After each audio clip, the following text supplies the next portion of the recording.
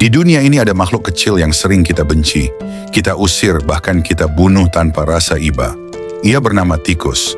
Namun tahukah kita, Allah tidak menciptakan tikus tanpa pelajaran. Tikus hidup di tempat gelap. Selokan got, tumpukan sampah, reruntuhan. Ia memakan apa yang dibuang manusia, sisa, kotoran, bangkai. Namun tikus tidak pernah menganggap dirinya hina. Ia tetap hidup, berkembang, dan beranak pinak. Ia tidak keluar saat terang, ia menunggu gelap. Karena gelap adalah zona amannya. Tikus tidak merampok terang-terangan, mencuri sedikit demi sedikit. Hari ini 1 butir beras, besok sepotong roti, lusa kabel digerogoti. Tidak terasa.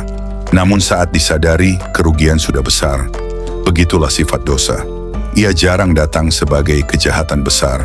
Ia hadir sebagai kebiasaan kecil yang dianggap sepele. Tikus takut cahaya. Ketika lampu dinyalakan, tikus panik. Ia lari, bersembunyi, mencari lubang. Bukan karena lampu ingin menyakitinya, tetapi karena cahaya membongkar siapa dirinya. Begitu pula manusia. Ketika kebenaran datang, ketika ayat dibacakan, ketika nasihat disampaikan, ada yang tenang. Ada pula yang tersinggung, bukan karena nasihatnya salah, tetapi karena ia sedang hidup dalam gelap. Tikus tidak merobohkan rumah dengan sekali gigitan. Ia menggerogoti dari dalam. Kayu rapuh, kabel putus, fondasi lemah, sampai suatu hari rumah itu roboh dan pemiliknya heran, kenapa bisa begini? Iman manusia pun begitu. Bukan runtuh karena satu dosa besar, tetapi karena dosa kecil yang terus dibiarkan. Tikus tidak suka dinasihati. Tikus tidak bisa diajak bicara. Ia tidak peduli peringatan. Perangkap dipasang, ia tetap masuk. Sebagian manusia pun demikian. Sudah tahu salah, sudah diingatkan, sudah dinasihati, namun tetap mengulang. Bukan karena tak tahu, tetapi karena nafsu lebih didengar daripada kebenaran. Ikus dan bau busuk.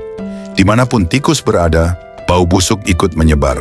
Bukan hanya tikusnya, tetapi lingkungannya ikut rusak. Begitulah dosa. Ia jarang berhenti pada pelakunya saja.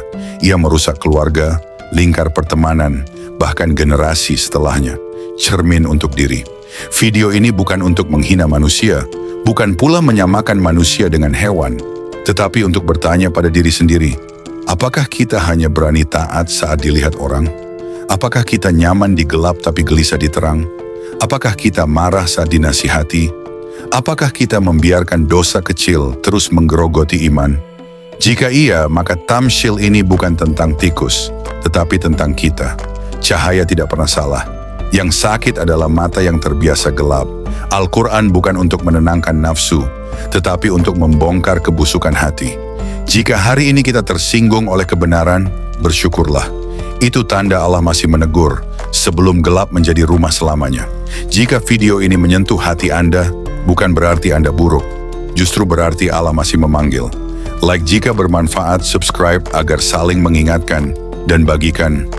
Karena bisa jadi cahaya ini menyelamatkan seseorang.